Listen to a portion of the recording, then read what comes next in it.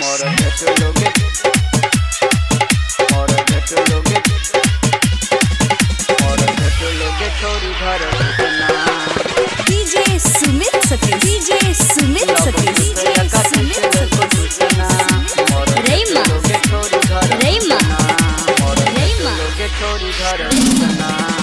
नहिरा मेरा छोरी तू बड़ा निक गे ससुरा में भेल तोरा कोन एहन दुख गे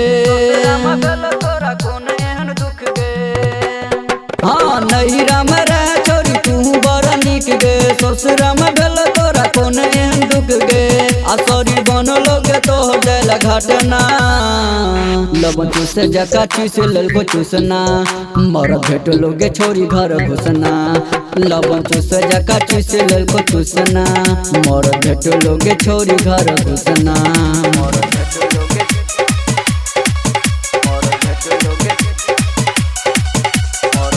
लोगे छोरी घर घुसना लबन चूस जका चूस ललको चूसना मोरा लोगे छोरी घर घुसना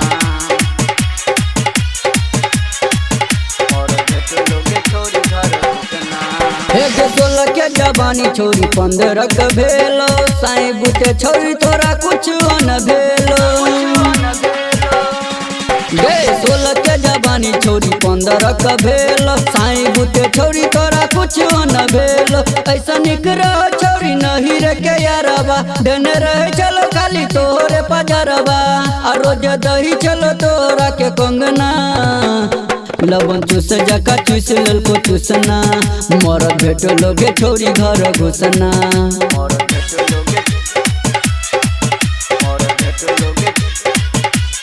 लोगे छोरी घर घुसना DJ Sumit Satish DJ Sumit Satish DJ Sumit Satish रेमा रेमा रेमा हे गे अपना जवानी छोरी के लही तू नाच गे कोई तो राइटर रंजित के लास गे हे गे अपना जवानी छोरी के लही तू नाच गे कोई तो राइटर रंजित के लास गे डीजे संजय रख छो दयानमा डीजे संजय रख छो दयानमा आ सुधीर के बहाना ले तू अपन सजना लबन चूस जका चूस ललको चूसना मर भेट लोगे छोरी घर घुसना गे छोरी।